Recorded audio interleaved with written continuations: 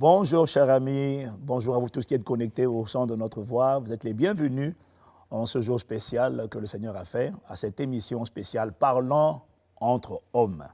Et aujourd'hui, nous allons essayer de répondre à des questions que se posent les femmes à propos des hommes, à savoir pourquoi les hommes sont-ils comme ça? Ça, c'est la question que tellement de femmes se posent. Donc, bienvenue à vous qui êtes connectés, mesdames, et aussi à tous les frères qui sont là, connectés également pour nous soutenir pour cette émission. Alors, pour ce programme spécial, nous avons le plaisir d'avoir sur notre plateau le pasteur Jacques. Bonjour, pasteur. Nous sommes là. C'est vrai, nous allons couler pendant quelques heures. Soutenez-nous. On y va. On est prêt.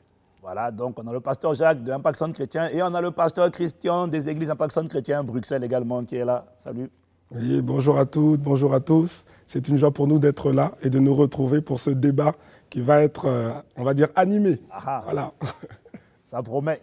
Ça va chauffer ce matin, ça va chauffer aujourd'hui. Donc voilà, donc le décor est dressé. Maintenant, on va à la régie pour la première question, comme on dit à l'OM, droit au but. Allez, here we go.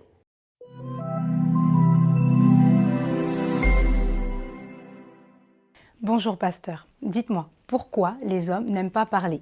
Par exemple, lorsque j'essaye d'en savoir un peu plus sur ce que mon mari fait à son travail, quels sont les challenges qu'il rencontre, eh bien il reste très évasif et il me répond juste ça va. Alors que moi, je suis prêt à lui raconter tous les détails de ce qui se passe dans ma vie. Pasteur, pourquoi les hommes sont-ils comme ça?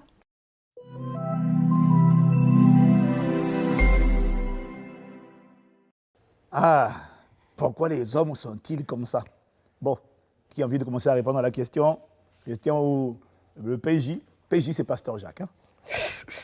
D'abord, moi personnellement, si j'essaie de répondre à cette question, c'est pas que l'homme n'aime pas parler, c'est juste que l'homme parle différemment. Hein? On est d'accord les gars? On utilise, nous les hommes, on n'utilise pas le langage comme les femmes.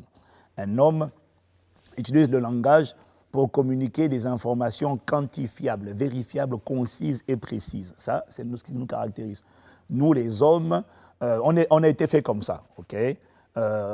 Les femmes utilisent le langage pour nouer des relations, tandis que les hommes utilisent le langage pour communiquer des informations. Donc, chez la femme, c'est plus l'interaction, tandis que chez l'homme, c'est plus l'information. Parce que déjà, je pense que pour éviter la frustration, il faut déjà comprendre comment est-ce qu'on est différent et accepter nos différences. Les femmes, vous utilisez la conversation, le langage plutôt, pour créer une interaction, donc pour créer une relation, juste pour causer. Tandis que nous, causer, faire la causette, chez nous, ça ne veut pas dire grand-chose, quoi. Tu vois? Un homme, il communique l'information et dès que l'information est finie, c'est fini. Tu vois, non? C'est ça la vérité en fait. Parce que moi je pense qu'il faut déjà qu'on commence à leur faire admettre la réalité ou le fait établi, c'est qu'on communique, mais on ne communique pas de la même manière. Nous on communique pour aller droit au but, vous communiquez pour slalomer et puis pour créer le lien, créer la relation affective. Et donc voilà, on est différents en matière de communication. Mais ce n'est pas qu'on ne communique pas. Donc les femmes, vous devez apprendre à comprendre les hommes. Si tu me demandes comment ça va bien. Et maman, oui. Elle dit quoi? Ça va. Ben pour moi, ce sont des informations. Et l'homme a répondu. Quand il a dit ça, il a répondu. Il a répondu. Et maintenant, la femme veut aller plus. Comment maintenant on fait? C'est ça la question qu'on est en train de parler. Parce que quand tu dis ça va, mais comment va maman? Ça va. Mais il faut qu'elle comprenne qu'on a parlé là. Mais pour elle, on a communiqué une information. C'est ça justement. On utilise le langage pour communiquer des informations. Elle veut l'interaction, la relation, elle veut le développer. Les détails. Oui. Mais en fait, en vérité, c'est pas qu'elle veut développer des détails. En fait, c'est pas qu'elle veut tous les détails. C'est qu'elle veut, parce qu'elle, par le langage, par la conversation, elle approfondit le lien affectif, le lien relationnel. Bien sûr. Voilà. L'affect est important pour une femme. Alors que si toi, tu n'amènes pas l'affect, tu es fermé, c'est là où justement ça pose question. La question qui est posée, puisque les femmes se sentent que l'homme est fermé. Mais là où j'ai répondu, c'est vrai, l'homme n'est pas fermé, sauf que cette relation-là, de libérer tout le temps, la fluidité entre va et vient, c'est ça que l'homme a un peu du mal à suivre par rapport à sa nature, à ce qu'il est. Donc pouvons-nous dire donc aux sœurs ce que je disais tout à l'heure, qu'il faut déjà admettre que nous, on utilise le langage pour informer. Une fois qu'on a dit ça, je pense qu'on vous a déjà aidé à comprendre que c'est notre manière de communiquer. Maintenant, les gars, moi, j'ai une sagesse imparable pour n'importe quelle femme qui veut faire parler son homme. Ah, ça va être intéressant. J'ai un conseil qui ne peut pas échouer. Vous voulez savoir lequel? Demandez-lui de vous résoudre un problème. Pose-lui une question, soumets-lui un problème, ok, et demande-lui de résoudre le problème, de t'expliquer comment. Là, tu vas voir qu'il va parler, parce que, à mon avis, ça fera partie des questions qu'on aura sûrement. C'est que nous, quand il faut résoudre des problèmes, on est les premiers à parler. On est très serviable quand il faut répondre des problèmes. Mais quand il faut juste donner comment on se sent, machin, bon là, c'est vrai qu'on n'est pas très truc. Donc, je dis, si une femme veut faire parler son mari, demandez de résoudre le problème. Le problème, c'est qu'elle n'aime pas aussi demander au mari de résoudre les problèmes. Donc, c'est-à-dire le mettre en avant. Lui donner une plateforme où il va se mettre en avant. Oui, c'est vrai, et c'est ça en fait. Parce que, vas-y, explique un peu, parce que quand il se met en avant... Oui, parce que quand l'homme se met en avant, c'est là où il sent qu'il est... Quand il résout un problème. Voilà, quand il résout un problème, quand il répond à une question, à une problématique, quand il est mis en avant, là, c'est un terrain où il va être plus expressif. Ouais. Voilà, ça c'est clair. Justement, parfois, ça pose problème puisque la femme n'attend pas qu'on puisse résoudre le problème. Totalement d'accord. Voilà. Puisque la femme ne veut pas ça. C'est-à-dire la femme veut la communication fluide, causer, pas résoudre le problème. Résoudre un problème, puisque quand on résout, justement, l'homme, après, il revient à sa position initiale. Et ça bloque tout. Bon, donc, mesdames, si vous voulez vraiment comprendre, vous voulez avoir la bonne réponse, la vérité, c'est que nous parlons, nous communiquons, mais nous ne communiquons pas de la même manière. OK? Donc, et quand on veut que, vous savez, dans un mariage, bon, c'est vrai pour le mariage, mais c'est vrai pour les relations humaines en général. Dans un mariage, il faut comprendre que pour que le mariage réussisse, nous, à Impact Centre Chrétien, on enseigne que c'est important de savoir reconnaître, apprécier et célébrer les différences. Je crois que ce dont on est en train de parler, pas sur le fait que les hommes ne parlent pas, mais sur le fait que les hommes parlent différemment. Je crois qu'une des clés du mariage, c'est de savoir apprécier, de savoir reconnaître, apprécier et célébrer les différences. Et on est différent dans notre manière de communiquer. Ce n'est pas qu'on ne parle pas, on communique différemment. Donc quand on a compris ça et qu'on l'a accepté, du coup, on évite des frustrations inutiles parce que moi, ma femme, elle n'attend pas de moi que je m'assieds pour parler, raconter la conversation avec ma maman. Elle sait que ça va durer 2 minutes, cette partie-là. Pas la conversation, mais les réponses à ces questions, ça va durer 2 minutes. Et ma femme n'est pas frustrée parce qu'elle a compris et elle a accepté qu'on est différent. Et moi aussi, j'ai accepté qu'on est différent. Amen. Bon, les amis, on passe à la question 2. Donc, j'allais dire, pour finir, compléter ce que tu dis, dans le sens que le plus important, c'est connaître son homme. Il faut se connaître. Il faut le connaître. Il ne faut pas généraliser. Amen, amen. Il faut le connaître. C'est très important. Souvent, cette question, puisque les femmes, ils écoutent, parce que les femmes écoutent beaucoup de cet extérieur. Quand ils viennent, ils veulent généraliser. Il faut connaître ton mari, ton époux. Je pense que ça va régler beaucoup de choses. Voilà. OK, donc point numéro 1, on a compris, nous parlons. Amen. Alors, on va à la question numéro 2. À vous la régie.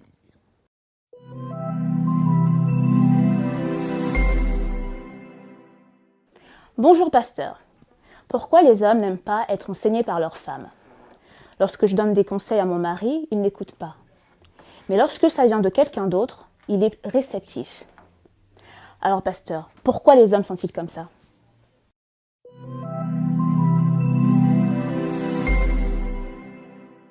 Aïe, aïe, aïe, aïe, aïe, aïe, aïe, aïe. Pourquoi les hommes sont-ils comme ça? Bon, qu'est-ce que vous en dites? Pasteur Jacques, pasteur Christian, vous en pensez quoi? Pourquoi est-ce qu'on n'aime pas être enseigné par nos femmes?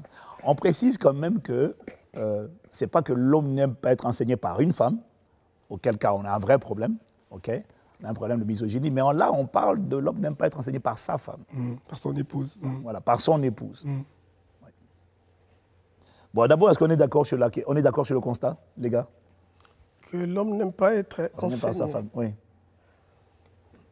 Allons-y, allons-y. Bon, je pense que c'est vrai, ça dérange. En tout cas, nous, on est d'accord. Moi, je dis oui. Hein. Ça dérange l'homme d'être enseigné.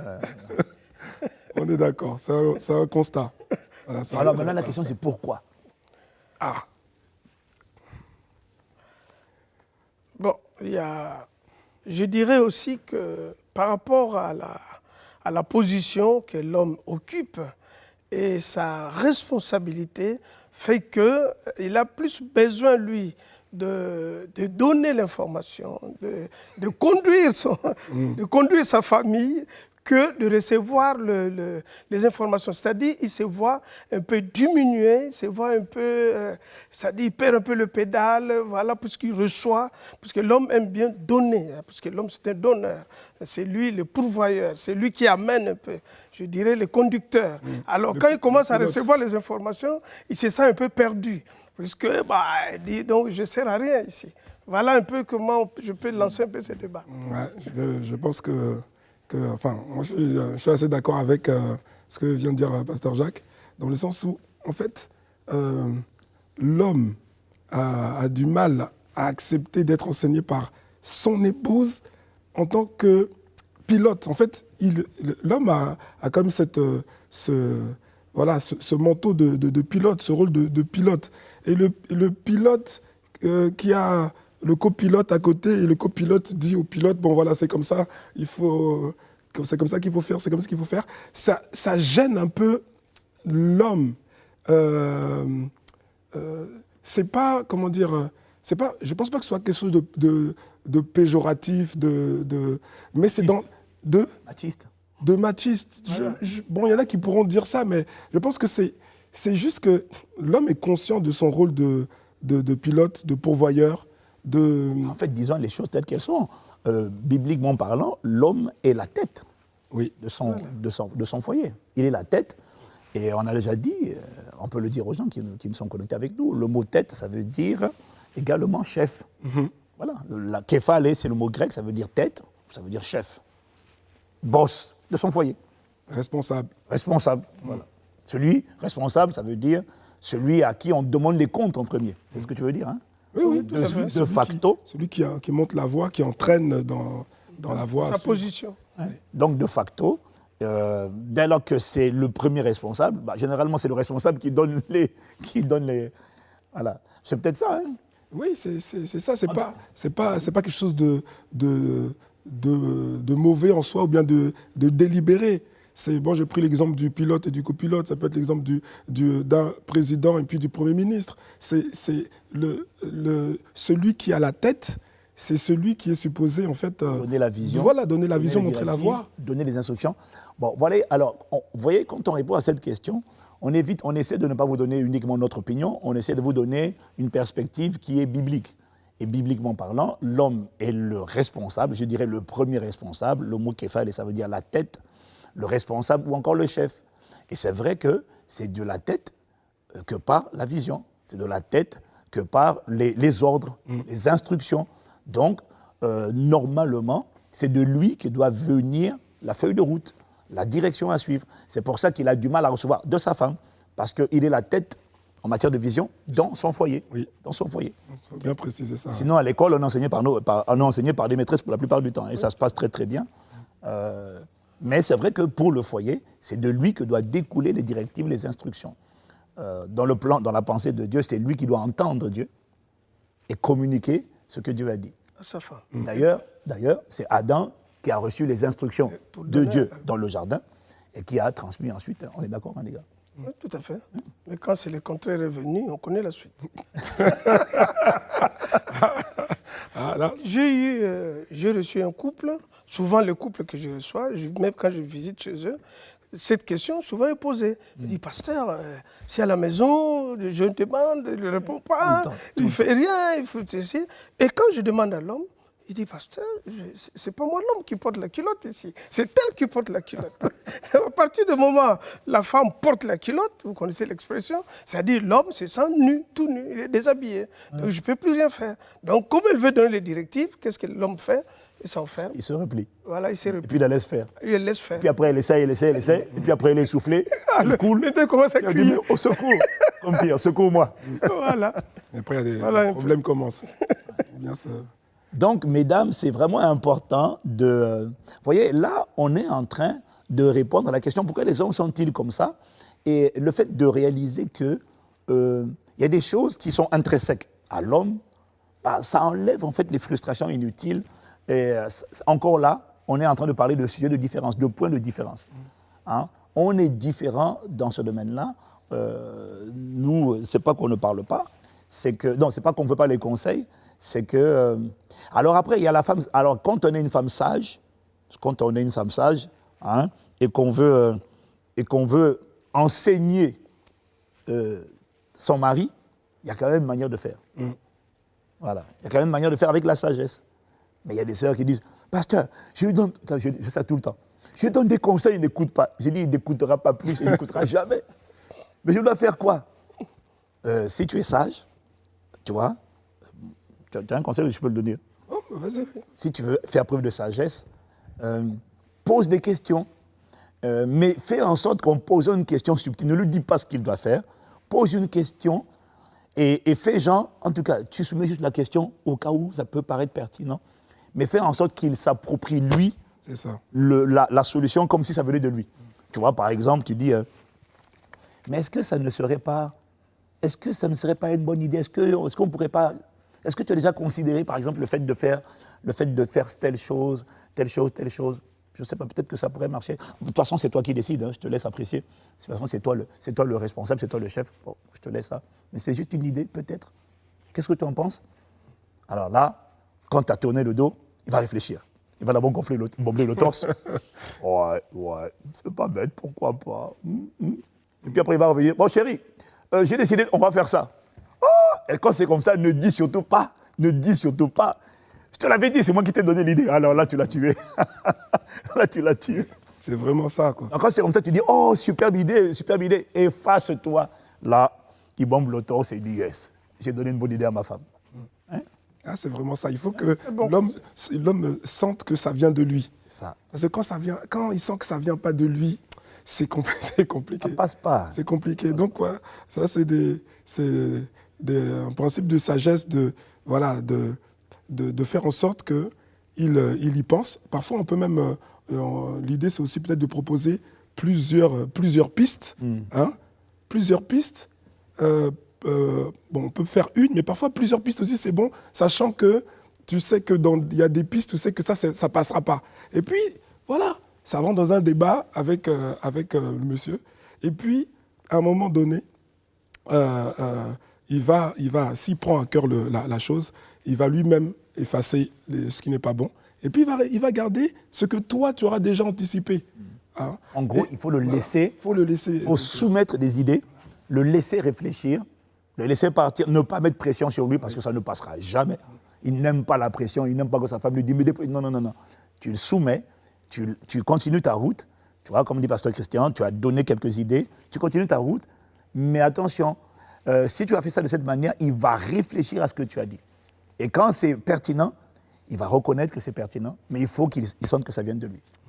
Voilà, or, là où ça pose problème, c'est quoi? Puisque la femme, à partir du moment où elle pose un problème, elle a déjà sa réponse. Elle sait ce qu'elle attend comme réponse. Maintenant, quand l'homme, on le soumet là, on dit, bon chérie, comme tu disais, chérie, qu'est-ce que tu penses de ce qu'on peut faire? Comment ça peut aller tout ça? Mais l'homme peut s'asseoir. L'homme aussi, quelqu'un en tant qu'homme, dit, bon, moi je vois comme ça. Et ça peut frustrer la femme, puisqu'on ne va pas dans sa direction. Et là, je pense que ce que vous dites est vrai, que la femme doit comprendre que dans un couple, il n'y a pas quelqu'un qui a gagné. C'est une idée qu'on donne, qu'on parle, et puis ça nous aide à avancer. Si c'est le mari qui prend, gloire à Dieu, on bénit Dieu et on avance. Et ça, c'est souvent le problème qu'on rencontre dans l'accompagnement, où la femme se sent souvent frustrée, puisque tout ce que j'amène, elle ne m'écoute pas. Voilà. Ça, de toutes les manières, rien ne garantit non plus que les conseils qu'elle donne sont les conseils que, voilà, c'est pas la parole de l'évangile. Mais ça, Ce sont que des idées. Il faut le dire. Ça, il faut le dire. Oui, parce que des fois, vous avez des idées, il n'écoute pas. Parce que parfois, c'est pas... S'il écoutait, on aurait percé. Voilà. Et ça peut arriver que l'homme aussi n'a pas écouté et puis s'habite. Maintenant, la femme, à ce moment-là, au lieu de soutenir l'homme, je t'avais dit. Qu'est-ce que je t'avais dit? Tu vois, si tu m'avais écouté, tu ne m'écoutes pas. Maintenant, prochainement, l'homme ne fera plus rien. C'est-à-dire, là aussi, c'est important de comprendre que c'est vrai, ça peut arriver que son ego n'a pas lâché de t'écouter maintenant, quand il bute, l'homme, ça lui donne aussi ça dit, il comprend que non, je dois plus écouter ma femme. Parfois, c'est mieux qu'il bute contre le mur et l'homme aussi peut changer en même temps. Mais ne lui jamais rappeler 10 ans après, voilà, si tu peux écouter, on n'allait pas faire. Non, madame. Et puis, il y a une notion, hein, tout à l'heure, Pasteur Yvon, tu en as parlé, c'est la pression. C'est-à-dire que les femmes qui mettent la pression, comme on a donné un conseil ou il y a une problématique ou quelque chose, c'est maintenant la pression, venir plusieurs fois par jour, plusieurs jours par semaine. La pression, franchement, ça risque de freiner les choses. Parce que l'homme va avoir un mouvement de recul. Il n'aime pas être mis sous la pression par son épouse. Il va avoir un mouvement de recul, un mouvement, j'ai envie de dire, presque automatique de résistance. Et même si la chose est censée, elle est pertinente, voilà, ça il va avoir le mouvement de résistance d'abord pour dire c'est moi, voilà, il faut dire c'est moi le chef. Voilà. Mais c'est vrai. Et donc il faut prendre ça en compte. Parfois il ne va pas répondre tout de suite, ça peut prendre plusieurs jours et puis à un moment donné il va revenir sur le sujet. Voilà. Mais il faut éviter la pression. Vous comprenez donc pourquoi, pour vous qui nous écoutez, mesdames, vous comprenez pourquoi la Bible dit dans le proverbe 14, là, verset 1, que la femme sage bâtit sa maison. Parce que ce dont on est en train de parler, en fait, finalement, ce sont des principes élémentaires de sagesse. Parce que ça prouve qu'avec la sagesse, en fait, on peut vraiment réussir, on peut bâtir, et puis on peut créer un environnement de paix. Alors, je crois que cette sagesse-là consiste déjà à accepter, je précise, à reconnaître, accepter et célébrer nos différences. Mais il y a aussi la manière de faire. C'est pour ça que la sagesse est extrêmement importante. Parce que, en préambule, il faut comprendre que dès lors que Dieu a fait de lui la tête, le premier responsable, c'est l'homme. Il est venu avant la femme, mais c'est lui qui doit transmettre. Et également, on va en parler tout à l'heure sûrement, avec des autres questions. On doit comprendre, tout à l'heure tu as parlé, Pasteur Jacques, de l'ego. Tous les hommes ont un ego fort, parce que c'est la tête. Hein? Tous les chefs, de facto, le fait d'être chef fait en sorte qu'il a un ego. Donc, il a un ego et puis il a un pouvoir dont il se sont investis. Et il faut être très sage pour savoir l'emmener à faire, pour pouvoir l'emmener à faire ce qu'on pense être pertinent de faire. Mais c'est la sagesse et ce n'est pas la pression, comme tu dis, Christian. C'est la sagesse qui va faire ça. Et Pasteur Jacques, tout à l'heure, a parlé d'un point aussi qui est important, c'est le fait de revenir sur ce qui a été fait. C'est-à-dire que si, par exemple, l'homme a pris une décision et puis finalement, ça n'a pas été une bonne décision, ou même si ça a été une bonne décision, hein, mais le fait de revenir, c'était moi qui t'avais dit ça, ou bien pourtant je t'avais dit, hein, c'était moi qui t'avais, quand ça marche, c'était moi qui t'avais dit, et quand ça ne marche pas, moi je t'avais dit de pas faire. En fait, quand une femme est dans ce schéma-là, en fait, tu es en train de savonner déjà la planche du futur. C'est-à-dire que demain, il va avoir un mouvement de recul encore plus fort pour t'écouter. Même si tu avais raison. C'est pour ça que j'insiste. C'est-à-dire que tu as eu raison. Le pasteur Jacques en a parlé tout à l'heure. Oui. C'est-à-dire que tu as eu raison. Et puis après, tu vas dire, c'est moi qui avais... Demain, il ne va plus vouloir... comment dire, il va se dire, bon, même si tu as raison, il va se dire que tu vas encore par la suite dire, c'est moi qui avais raison. Et du coup, il va perdre. Sur lui. Voilà. C'est terrible, ça. Prendre l'ascendant sur le chef. C'est un tentative de coup d'État, ça d'ailleurs. Hein? Prendre l'ascendant sur le chef. Mais c'est un coup d'État. Prendre la gloire, quoi. Un peu prendre la gloire. C'est ce que Satan a voulu faire. C'est lui qui doit avoir ça. Et puis c'est un coup d'État. Donc, mesdames, arrêtez les coups d'État. Voilà. Facilement, ça arrive, ça. Mais oui. Vouloir vraiment dire que c'est moi. Oui. Et ça, l'homme n'aime pas. Donc, qu'est-ce qu'il va faire? Plus ça. C'est la résistance. Ouais. Et voilà, la résistance va se faire. Et puis, de deux façons, ça peut se faire où l'homme se replie, ou bien maintenant, l'homme va venir en affront maintenant. Donc c'est vraiment important pour vous qui nous écoutez, mesdames, de comprendre que même quand vous avez raison, en fait, ce qu'on est en train de dire, c'est que, en fait, c'est un peu pareil, c'est toujours pareil. Hein. Dès lors qu'il a la position de chef, hein, ce que je reformule un peu ce que vous êtes en train de dire, ça veut dire qu'il faut lui reconnaître cette place-là. Et le chef, c'est comme le chef de l'entreprise, c'est comme le chef de l'État, c'est pareil pour le chef du foyer. Même quand on a bien fait, c'est comme un commercial dans une société qui a fait du très bon travail, mais il ne faut jamais qu'il prenne le crédit pour lui. C'est ça. En fait, c'est ça, en fait. Il faut remettre le crédit, ça. faut le remettre au chef. Même quand le commercial, même quand le conseil venait des conseillers, tu ne peux pas dire, monsieur le président, c'était mon idée. Hein. Ouais. Tu dis pas, c'était mon idée. Il faut toujours rendre la gloire au chef, ok, entre guillemets. Hein. Puis maintenant, le chef, lui, il rend la gloire à Dieu. Oui, tout à fait. Tu vois, hein. Or, des fois, la femme, quand le passage va dire non, mais c'est moi qui ai donné l'idée, c'est Dieu qui me l'a donné. Non. Dis à ton mari, vraiment félicitations, tu as pris une bonne décision et tout ça. Voilà. Exactement. Avec la sagesse, là, on peut faire une grosse différence. Et du coup, il va être encouragé les prochaines fois, justement, à parce qu'il a envie de recevoir encore la gloire. Voilà, c'est ça. Ce sont les hommes, c'est comme ça qu'on est. Femme, devant moi, il lui dit, pasteur, s'il m'écoutait là, on serait loin. Nous souffrons puisqu'il ne m'écoute pas. Alors là. Et puis l'homme me regarde et dit, ok.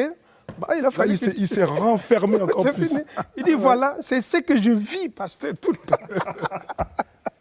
Bon, les amis, il faut que le temps avance. Il faut qu'on avance à la question suivante. On a encore beaucoup à voir. Alors, la régie, on va prendre la question suivante. À vous.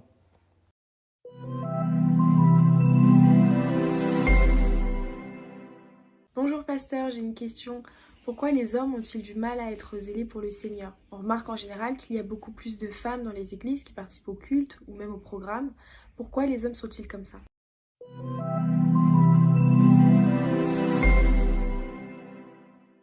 Moi, je fais déjà Moi, je dis Pourquoi les hommes ont-ils souvent du mal à être zélés pour le Seigneur? On remarque qu'il y a plus de femmes que d'hommes à l'église. Bon, les gars, je ne sais pas ce que vous en pensez. Moi, je dis objection, votre honneur. Ah, moi aussi. Double objection. Voilà, donc nous ne sommes pas d'accord. Fire sur la question. Nous ne sommes pas d'accord. Hein, les gars, qu'est-ce que vous en dites? Non, c'est sûr qu'on n'est pas d'accord. Ben oui, parce que on ne peut pas dire que les hommes ont du mal à être zélés pour le Seigneur. C'est comme au niveau des femmes, il y en a qui sont zélés, d'autres qui sont moins zélés, d'autres qui sont très zélés. Mais on ne peut pas dire que les hommes ne sont pas zélés. Alors on remarque qu'il y a en général beaucoup de femmes, plus de femmes que d'hommes qui servent Dieu dans les églises. Alors je dirais, globalement, on constate dans la plupart des églises qu'il y a quand même un peu plus de femmes. Si on dit proportionnellement, après ça dépend de certains lieux, mais... Si on parle de fréquentation, peut-être le dimanche, fréquentation. Bon, oui, voilà. D'accord, Voilà. Oui. Et ensuite, si on regarde les personnes qui servent, qui s'impliquent dans le service à l'église au quotidien, eh ben, je ne suis pas sûr que sur 100%, si on prend les pourcentages, 100% des hommes combien servent, 100% des femmes combien servent, je ne suis pas sûr que le pourcentage des hommes soit aussi si faible que ça par rapport aux femmes. Ça, à mon avis, là-dessus, ça va dépendre de l'église, ça va dépendre du type d'église, de la dynamique qu'il y a au niveau des hommes. Tu vois, voilà, parce que s'il y a une belle dynamique au niveau des hommes, il y a une émulation, il y a un désir de servir. Ça dépend vraiment. Mais bon, ça veut dire que ce n'est pas systématique. Oui, mais supposons qu'elles aient raison sur ce point-là. Le point statistique, il y a plus de femmes qui servent que d'hommes. Oui, ça, ils ont un peu raison. Oui, non, on va dire que vous avez raison. Ah, okay. Mais pas sur le constat, pas sur le fait. Alors, nous, on sépare le zèle pour le Seigneur de la fréquentation physique de l'Église et même du service dans l'Église.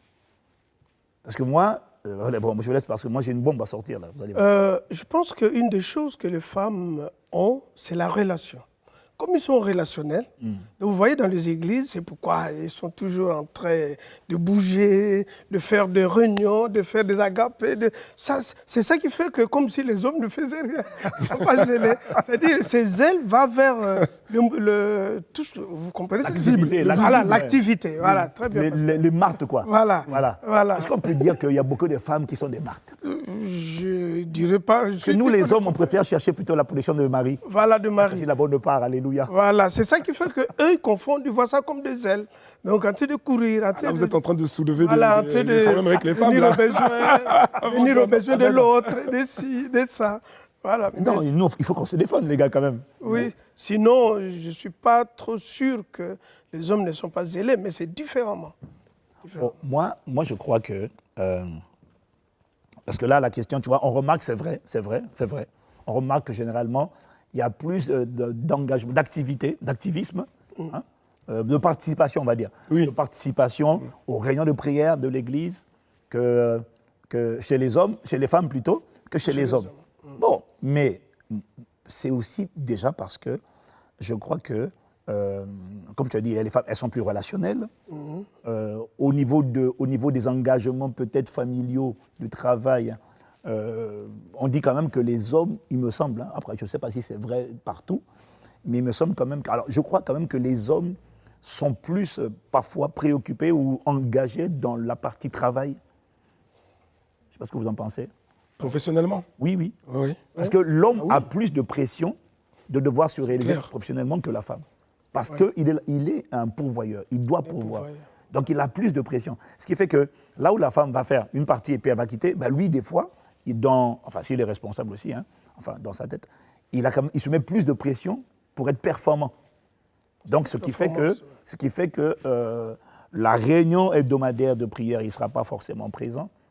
Mais bon, bref, donc du coup, nous les hommes, on n'est pas d'accord avec cette affirmation de ce que vous êtes plus zélés pour le Seigneur. Par contre, moi je pense que les femmes sont plus zélées pour la prière. Mais attention, être zélé pour la prière, ça ne veut pas dire zélé pour le Seigneur. Parce qu'il y a beaucoup de femmes, bon, pas chez nous, hein, pas un Paxson chrétien, alléluia.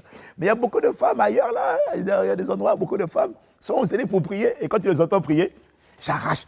Oh, mon travail. Donc, elles sont aux réunions, mais nous, on se bat. C'est vrai, quoi, mine de rien, soyons honnêtes. Nous, on ne se bat pas pour la prière, pour le mariage. C'est rare de voir un homme qui attend de se prier pour demander à Dieu le mariage. C'est très rare. Voilà. Donc, du coup, il y a des réunions auxquelles on participe moins. Et puis, il y a une chose, hein, il y a une chose que tu viens de dire qui est aussi. À mon avis, je vais me faire haïr avec ça. Je vais me faire haïr. Je vais me faire détester. Je disais, mais on est ensemble quand même, c'est pas grave. Oui. Je disais qu'il y a une chose aussi que tu viens de dire, tu es passé un peu vite dessus, mais c'est aussi très, très important. C'est-à-dire que tout à l'heure, tu disais que l'homme, il a ce poids-là, cette charge-là de la responsabilité par rapport au foyer. Et d'être le pourvoyeur, de pouvoir faire que le foyer tienne, quoi. Et notamment économiquement, etc. Et il y a une chose aussi, c'est que si ça ne marche pas à ce niveau-là, c'est pas sur la femme que ça va retomber. Oui, c'est ça une pression. Ah oui, ça, on peut dire tout ce qu'on veut. Mais si ça marche pas au niveau du foyer, qu'il y a des problèmes financiers, problèmes au niveau économique, ça va jamais retomber sur la femme. Ce sera toujours sur les épaules de l'homme. Donc il y a cette pression-là que souvent, les femmes n'ont peut-être pas cette notion, mais je vous assure que sur les épaules d'un homme, c'est lourd. Voilà, c'est lourd. Et donc, oui, il ne sera pas forcément présent à toutes les réunions de prière, enfin, pas autant que les femmes, de manière globale, mais il y a des raisons. Ce n'est pas forcément un problème de consécration ou de zèle pour le Seigneur. Bon, même si c'est vrai que ça reste quand même une réalité, soyons honnêtes. Parfois, je parle de zèle par rapport à la participation aux événements. Aux événements, les femmes sont vraiment... D'abord, ce qu'ils attirent, c'est cette relationnel. Ils veulent vraiment se retrouver. Ils veulent voir les autres, écouter les autres. Ouais. On voit même à la fin de la réunion, eux, ils peuvent inventer des feux de causette. Mais l'homme, l'unicité de l'homme fait que l'homme, il aime bien son petit coin, là, il réfléchit. Vous allez voir même dans les églises, quand il y a un mouvement, souvent les femmes, ça bouge vite. Voilà, je ne veux plus, j'ai cassé, je m'en fais, cette église, même tout ça. Mais les hommes, ils peuvent rester. Ils sont là, ils observent. Ils ne partent pas facilement. Ils observent, ils écoutent, ils aiment bien lutter, comme disait, ils aiment bien lutter, essayer d'aller un peu plus devant si on peut sauver quelque chose. C'est ça la position de l'homme qui fait que les femmes voient comme que l'homme n'est pas zélé. Les hommes peuvent fonctionner même avec moins de relations. Ouais, oui, même avec moins de relations, l'homme peut fonctionner. Oui, oui. On voit même en Éden, Dieu place Adam en Éden. Adam, avant que Ève soit manifestée, il fonctionne. Il fonctionne en fait. Il est très fonctionnel. Voilà. Donc qu'il y ait il n'est pas aussi attaché aux relations que ça. Ce n'est pas qu'il refuse les relations, mais il peut fonctionner avec peu de relations ou moins de relations. Très bien. C'est un fait. Mais vraiment, le point que tu as appuyé est vraiment important. Il faut que les femmes réalisent que dans le subconscient de l'homme, il y a un poids de responsabilité qui est considérable que la femme n'a pas. Donc elle lui reproche, ouais mais toi je te vois, tu ne viens pas à l'église, toi tu fais pas ci, toi tu vois, on ne te voit pas. Mais quand il n'y a pas la provision à la fin du mois, on lui reproche aussi, moi il n'y a pas d'argent. Il n'y a pas d'argent. Le compte est vide. Le compte est vide. Sous-entendu, tu vois, non? Ouais. Donc, mesdames, vous n'êtes pas plus zélées pour le Seigneur, mais on reconnaît que pour le service, c'est vrai que vous êtes zélés. Donc, nous, on a bien mis la différence entre les deux.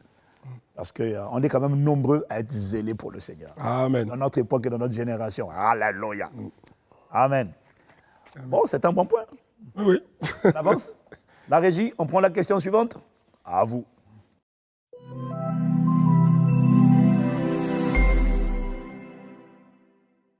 Bonjour pasteur, pourquoi est-il si difficile de trouver à l'église des hommes à la fois passionnés de Dieu, consacrés, restaurés dans leur âme et ayant une bonne situation professionnelle? Il y a beaucoup de femmes célibataires à l'église, prêtes pour le mariage, mais qui ont du mal à trouver un vis-à-vis. Pasteur, pourquoi les hommes sont-ils comme ça?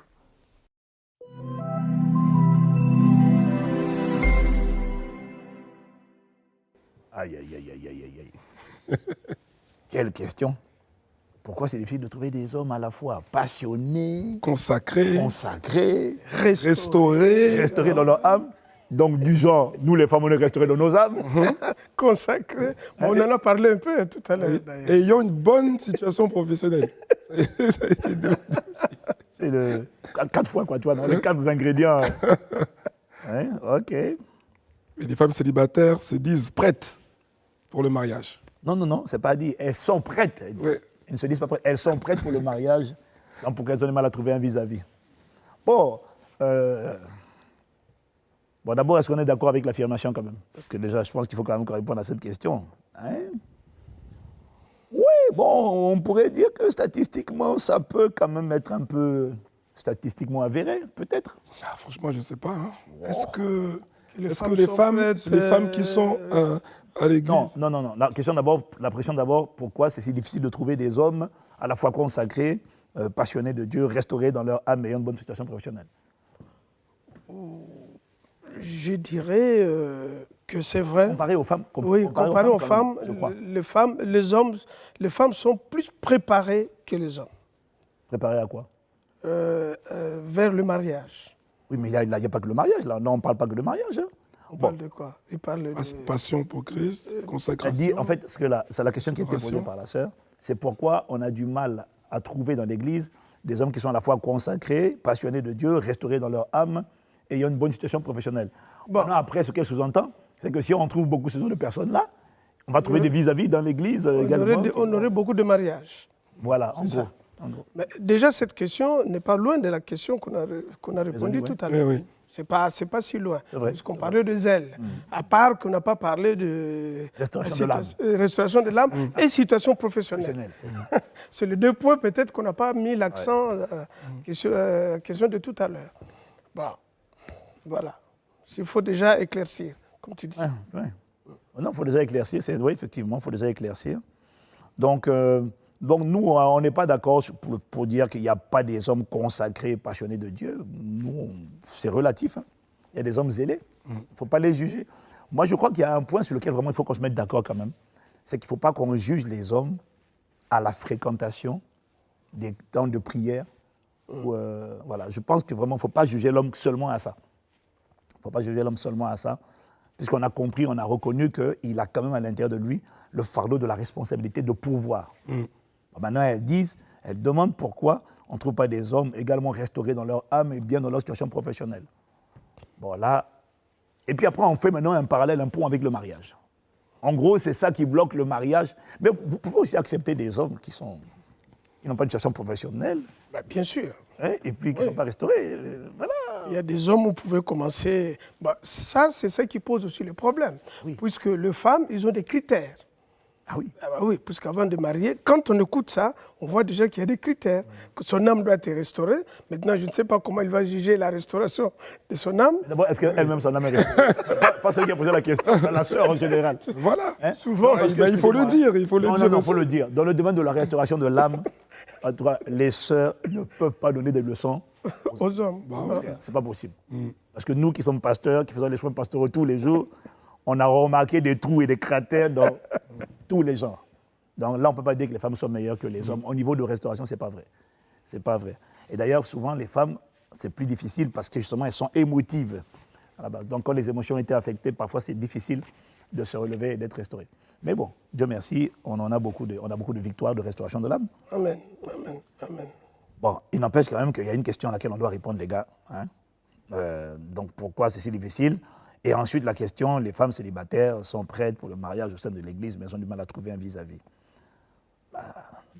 Parce qu'elles sont compliquées ou pas? C'est quoi l'histoire?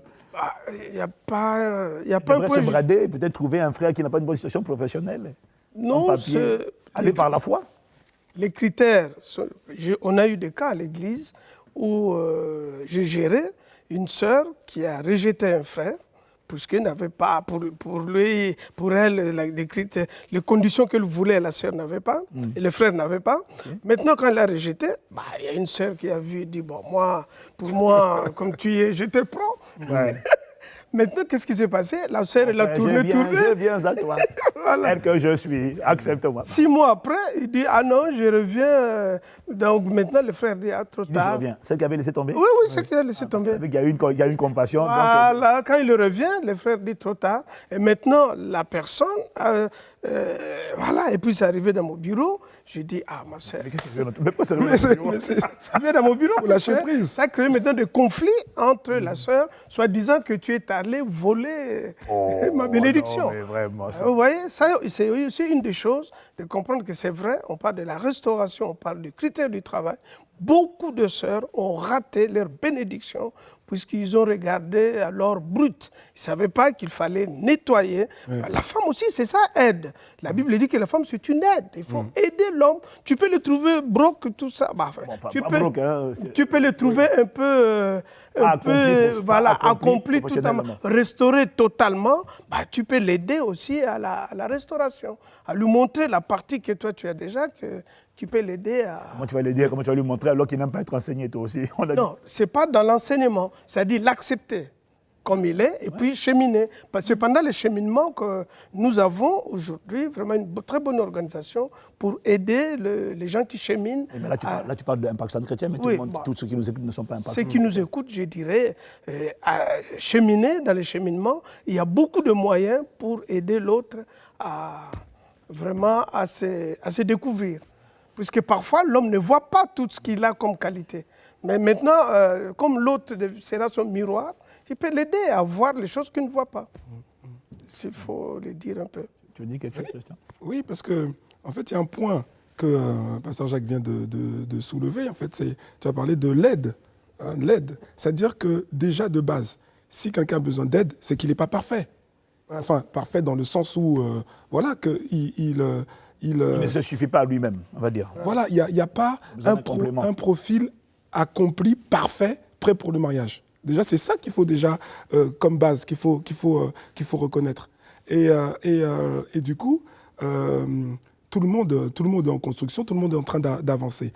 Alors, on ne dit pas qu'il faut aller prendre un frère qui est vraiment au niveau de l'âme, où c'est vraiment... voilà, complètement... parce que là, il faut d'abord qu'il soit restauré. Hein. Parce qu'on ne peut pas, quand c'est trop bas, ça va poser des problèmes très, très compliqués après dans le couple. Mais ce qu'on veut dire, c'est que, en fait, il y a déjà, à partir du moment où la personne a atteint un certain niveau de restauration, qu'il est dans la marche, dans le processus, qu'il est en train d'avancer, eh ben, on n'est pas obligé d'aller attendre que la personne soit parfaite, à 100% parfaite, pour pouvoir cheminer avec lui. Et ce qu'il y a aussi, c'est que souvent, hein, le cas de la sœur là, en question, souvent, c'est aussi un problème, il faut le dire, c'est aussi un problème de certaines sœurs, c'est que vous regardez la photo à l'instant T. À l'instant T. Voilà, la photo à l'instant T du frère. Donc quand on regarde la photo à l'instant T du frère, il est peut-être ici. Voilà. Et puis vous cherchez un frère à la photo à l'instant T qui soit ici. Mais au-delà de la photo à l'instant T, ce qui va être intéressant surtout, c'est de voir la trajectoire. Parce que tu peux avoir quelqu'un qui à l'instant T, il est ici.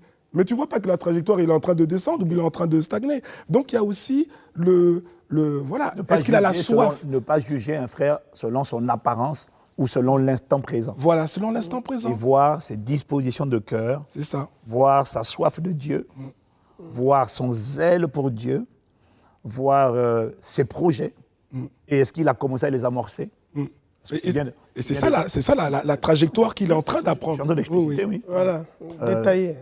Il ne faut pas seulement voir la situation professionnelle. Parce que de toute manière, même s'il a une bonne profession, il a un bon travail, demain, ça peut tomber. Oui. Donc, ça ne veut rien dire, en fait. Et je crois que... Mais en même temps, elles ont aussi... alors là, quand même, à la décharge des sœurs, elles ont aussi souvent été enseignées à rechercher un homme qui pourvoit. Hein? De manière à ne pas tomber sur le gars qui veut vivre assisté par la femme. Donc, la sœur a besoin de se valider en cherchant un gars qui travaille déjà. Puisqu'il faut qu'il pourvoie pour le foyer. Il y a ça aussi, on leur a dit ça, donc elles ont cru ça. Donc dans leur checklist, elles regardent. Est-ce qu'il travaille? Ah, il ne travaille pas. Depuis combien de temps? Depuis 5 ans, il ne bosse pas. Aïe.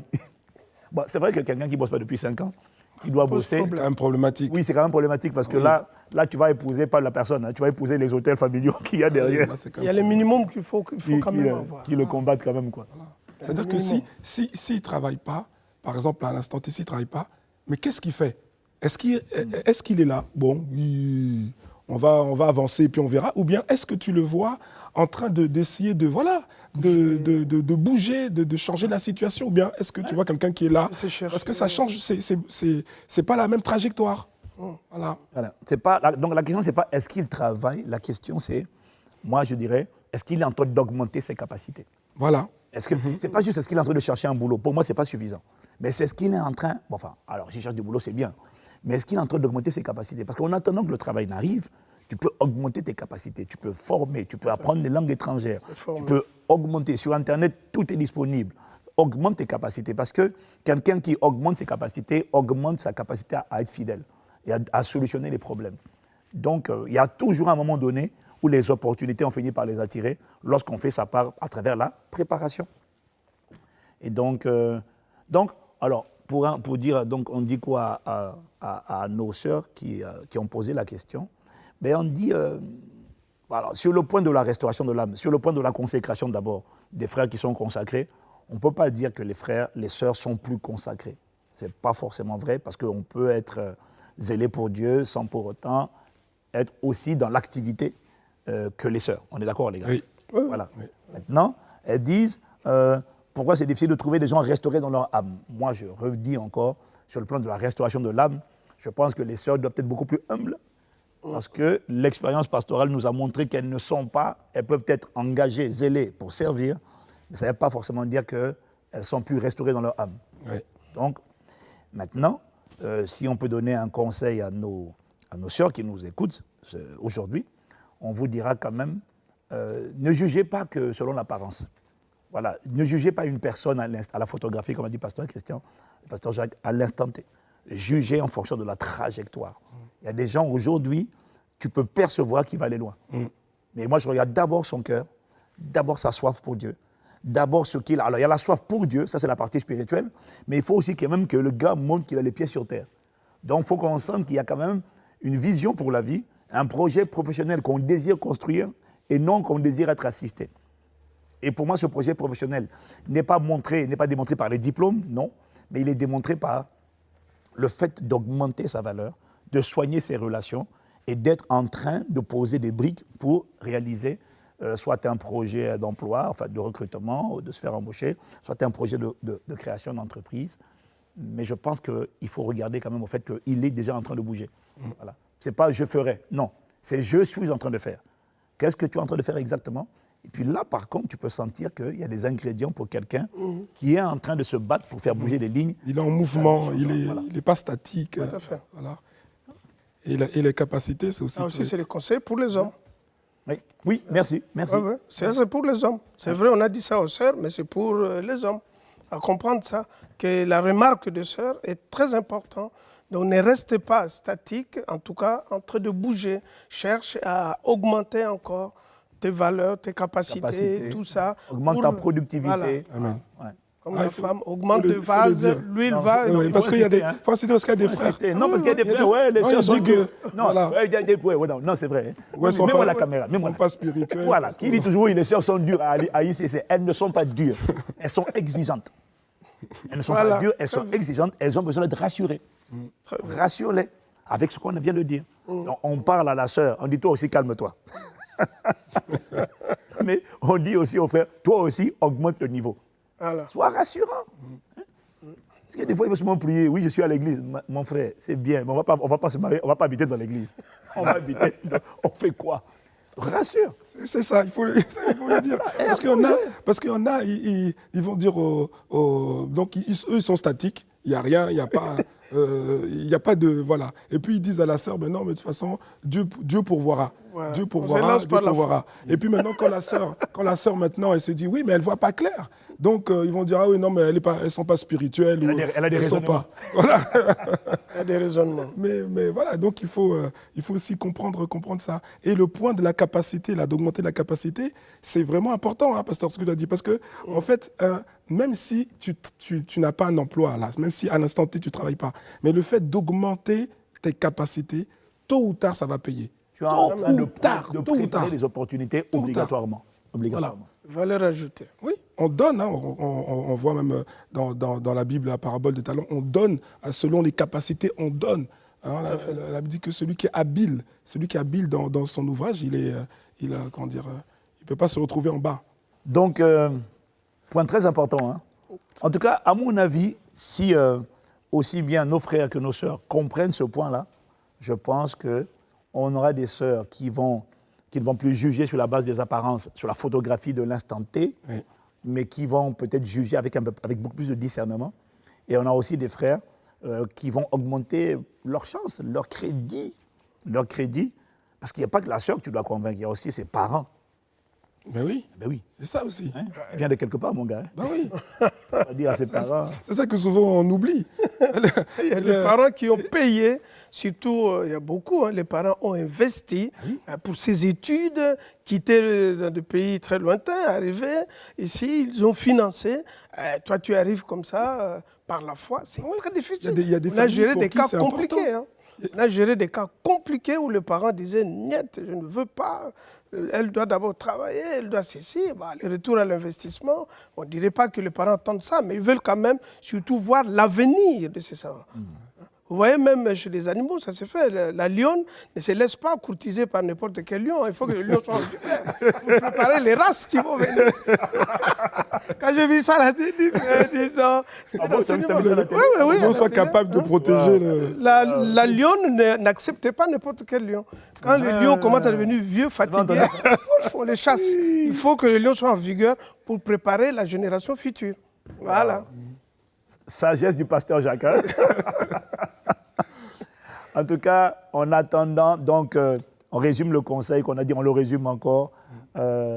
Sœurs, ne jugez pas à l'instant T, mais jugez avec un peu plus de profondeur, en vous basant sur le zèle, le cœur, la consécration, et puis les actes concrets que la personne est en train de poser. Puis moi, j'ai envie de donner vraiment un conseil à un frère. Même quand tu ne travailles pas, comme on a dit, augmente ta valeur, augmente tes capacités, augmente tes compétences, augmente ta consécration. Et tout ça, ça contribue à rassurer. Hein? Et puis, augmente aussi... moi, j'ai vu des sœurs aussi. Bon, c'est peut-être pas ça, c'est peut-être pas là. Mais augmente aussi, augmente tout. Augmente aussi l'hygiène. Pasteur, il faut le Mais oui. dire. Mais oui, parce que... C'est pour le frère que tu parles. Non, Pour le il faut même le pour tout le dire. monde, en Oui, fait. pour tout le monde, voilà. Augmente l'hygiène. Tu sais qu'il y a des gens, j'ai vu des frères qui veulent se marier et et les sœurs n'accrochent pas. Et des fois même, j'ai vu des gens diplômés, mais le problème, c'est que l'hygiène, la barbichette, voilà, là, ça pousse en désordre comme ça, là. Rase-toi. prends soin de toi, mon gars. Puis, hein, sans toi, non. Ben oui, Il n'y a que la Dieu senteur. il y a que Dieu qui regarde le cœur. En fait, le compte, c'est ça. Hein. Mais oui. Hein, mais Parce nous, on que veut les que les gens... femmes Il y a sont que Dieu qui regarde sensibles, le cœur. sensibles à l'odeur. Les femmes sont très sensibles à ça. Hein, tu arrives, et ça sent un peu compliqué. Ouah. Compliqué. C'est compliqué, mais ça c'est compliqué. Quand il faut le dire. Parce qu'il y en a, Ils gênent, c'est important. Voilà, ils détruisent tout C'est important, à les cause gènes. de ça. Hein. On a parlé des hommes consacrés. Mais pour moi, un homme consacré, c'est quand même un homme aussi qui doit prendre soin de lui. C'est ça la Voilà. consécration, tu vois. Tu te mets à part, tu es... Donc, en tout cas... ouais. Bon, les gars, hein, ça va, non? On peut s'arrêter là pour Ouais, aujourd'hui, ouais, ça- hein? On a d'autres séquences à voir, mais on va s'arrêter là pour cette émission-là. Et puis, on prendra plaisir à revenir pour une autre session avec vous. Et on va continuer d'aller en profondeur. On espère que vous avez été bénis, que vous avez apprécié. Pasteur Jacques, tu veux dire un mot avant que je ne... En tout cas, ça a été... Je suis ravi, déjà c'est très bien. Et puis je pense que tout ce qui a été donné, saisissez. C'est pour vous, c'est pour... On peut se marier, on peut vraiment aller très bien si on met en pratique. La vie, c'est de lois et de principes. Voilà. Je dirais vraiment, écoutez ça, c'est bénéfique pour vous. Oui, ben moi je dirais que voilà, on a répondu à, je crois, 4 questions. Hein. Ouais. Voilà, 4 questions qui étaient de bonnes questions, franchement. Et je crois qu'il y a les réponses qui ont été apportées. Elles vont aider à la fois les frères, mais aussi à la fois les sœurs à comprendre voilà, pourquoi les hommes sont-ils comme ça. Donc voilà, nous espérons que vous avez pu lever un peu maintenant voilà, le voile sur certaines choses. Voilà, maintenant il faut pas juste entendre, mais il y a des choses qu'il faut peut-être changer, ajuster pour aller de l'avant. Ajuster, admettre, Oui. admettre, apprécier et célébrer nos différences. On est comme ça dans certains domaines, c'est avéré, mais c'est parce qu'on est différent. On est comme ça parce qu'on est différent. Et lorsqu'on commence à reconnaître ces différences-là, et puis à les apprécier, à les célébrer, on élimine beaucoup de conflits relationnels. On élimine beaucoup de conflits. Donc on a pris plaisir à partager avec vous cette première partie de l'émission. On se retrouvera par la grâce de Dieu pour une autre émission. Parlons d'homme à homme, parlons des hommes et pourquoi les hommes sont-ils comme ça. C'était la première partie. À bientôt pour la deuxième partie. D'ici là, God bless you et qu'est-ce qu'on leur dit? À bientôt.